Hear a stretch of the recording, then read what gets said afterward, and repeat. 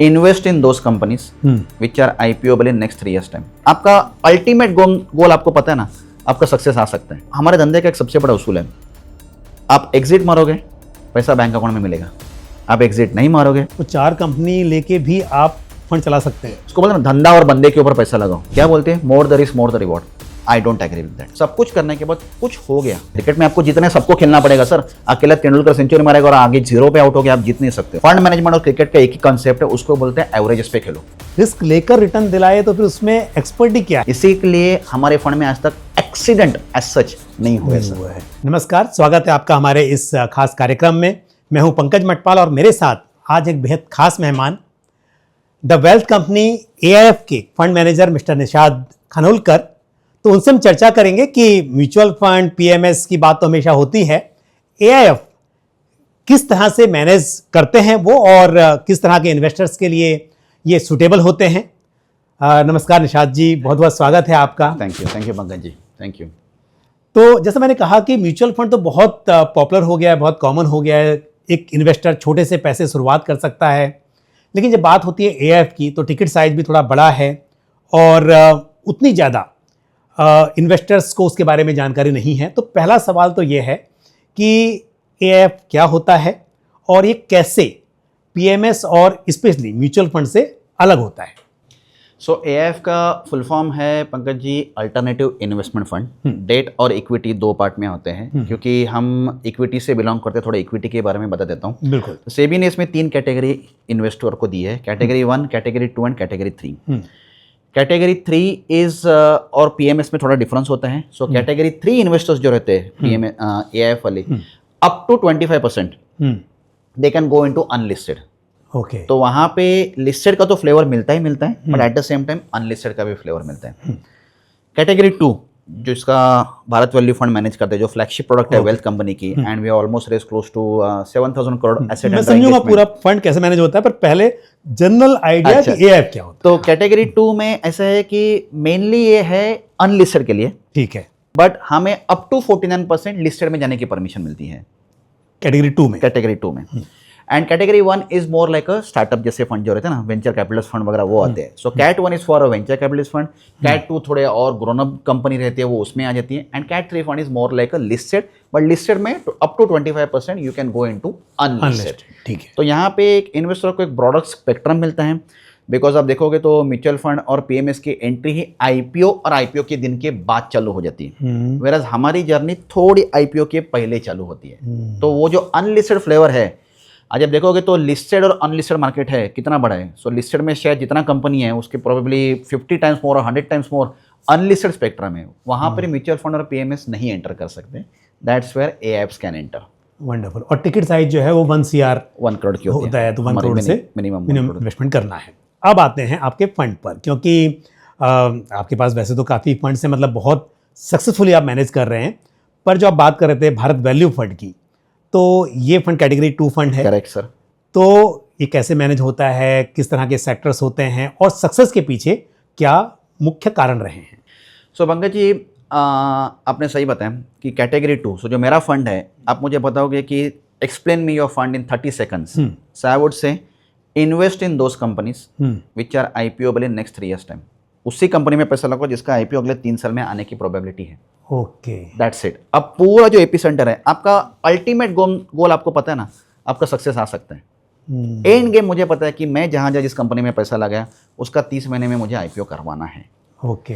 तो हमारे धंधे का एक सबसे बड़ा उसूल है, आप एग्जिट मारोगे पैसा बैंक अकाउंट में मिलेगा, आप एग्जिट नहीं मारोगे पैसा पेपर में मिलेगा। Exit, so I am managing an exit oriented pre IPO category 2 AIF। Exit oriented unlisted है, लेकिन एक बात पता है कि ये कुछ टाइम में लिस्टिंग होने वाली है। करेक्ट। तो हमारा जो कैचमेंट एरिया होता है, एक 4 या 5 पॉइंट के ऊपर हम बहुत स्ट्रेस करते हैं। जैसे आज तक आप देखोगे तो हमने 80% के ऊपर का पैसा एक एसेट बैक कंपनीज को दिया है, जहाँ पे I am not saying software, fintech, IT, e-commerce में सेफ्टी नहीं रहती है, वो मेरा पॉइंट नहीं है, बट एसेट बैक में आपको एक ज़्यादा सेफ्टी मिलती है।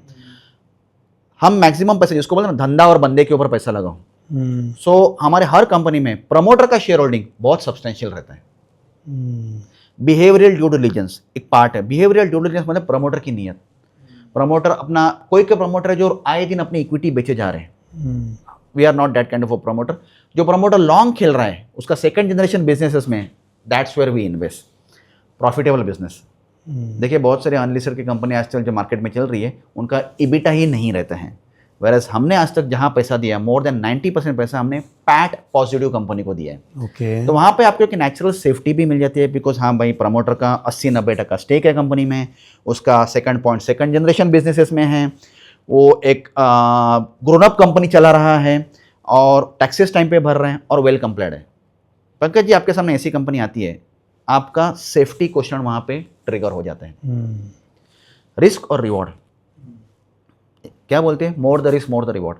आई डोंट एग्री विद दैट। अच्छा, नहीं रिस्क कम होना रिस्क चाहिए, कम करो रिवॉर्ड जाता है, बिकॉज अल्टीमेटली फंड मैनेजमेंट और क्रिकेट, लोगों को क्रिकेट समझ में आता है, फंड मैनेजमेंट और क्रिकेट का एक ही कॉन्सेप्ट है, उसको बोलते हैं एवरेजेस पे खेलो। ओके क्रिकेट में आपको जितने सबको खेलना पड़ेगा सर, अकेला तेंदुलकर सेंचुरी मारेगा और आगे 0 पे आउट हो गया, आप जीत नहीं सकते हो। इन्वेस्ट फंड मैनेजमेंट का भी वैसा ही है, एक कंपनी आपने 10x दी और बाकी सब 0 गई, आप नहीं पैसा कमा सकते। सब कमानी है, रिस्क कम करो।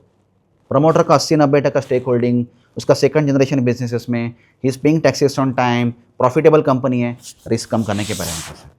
रिस्क कम करो, रिवॉर्ड ज़्यादा जाता हो।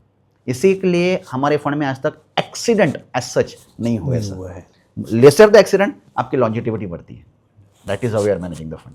बट अगर बात की जाए डाइवर्सिफिकेशन की, तो कितना डाइवर्सिफाई होता है फंड, कितने स्टॉक्स होते हैं पोर्टफोलियो में? तो इसमें एक रेगुलेटर्स का रूल है। सो आपने जो बताया उसको कॉन्सेंट्रेशन रिस्क बोला जाता है हमारे बिजनेस में, और वो बहुत इंपॉर्टेंट है, बिकॉज समझो मे डे इवेंट कभी आ गया, आया नहीं है बट कभी आता है, तो उस दिन आपको एक ही चीज़ बचा सकती है, उसका नाम है कॉन्सेंट्रेशन रिस्क। तो सेबी का कहना है कि आपका जो कॉर्पस ऑफ द फंड है उसका 25% से ज़्यादा आप एक कंपनी में लगा नहीं सकते हो। मतलब 100 करोड़ का फंड है तो एक कंपनी को 25 करोड़ के ऊपर दो मत। तो 4 कंपनी लेके भी आप फंड चला सकते हैं, ये रेगुलेटर्स का कहना है। बट हमारा कहना है आज तक हमने टोटल कॉर्पस का 10% के ऊपर कभी भी किसी कंपनी को दिया नहीं है। कम से कम 10 कंपनी, तो इसका मतलब 12 से 13 हो जाती है एवरेज। मेरा देखोगे तो कॉर्पस का 7 से लेके 9% के बीच में मेरा डिप्लॉयमेंट है। बिकॉज क्या होता है सर, सब कुछ करने के बाद कुछ हो गया तो 7% आपका क्वेश्चन पे आ जाता है, बाकी का 93 कमा के दे सकते हैं।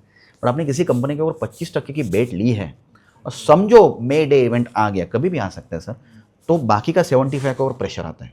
तो कॉन्सेंट्रेशन रिस्क, अपने बहुत अच्छा सवाल बचा, concentration risk very important. We have never taken एक कंपनी के ऊपर 10% के ऊपर कॉन्सेंट्रेशन रिस्क नहीं है, और एक सेक्टर के ऊपर 15 से 16% के ऊपर रिस्क नहीं है। सेक्टर वाइज भी कॉन्सेंट्रेशन रिस्क बाइफरगेटेड है।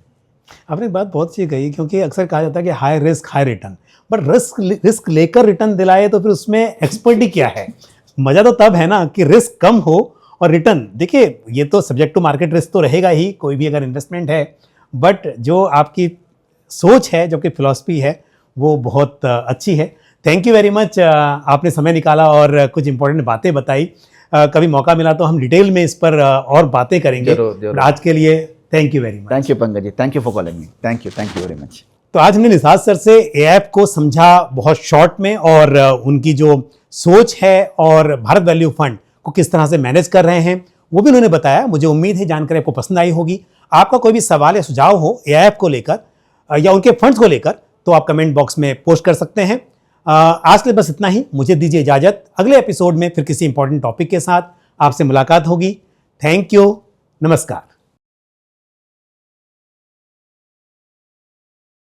Mutual fund investments are subject to market risks. Read all scheme-related documents carefully.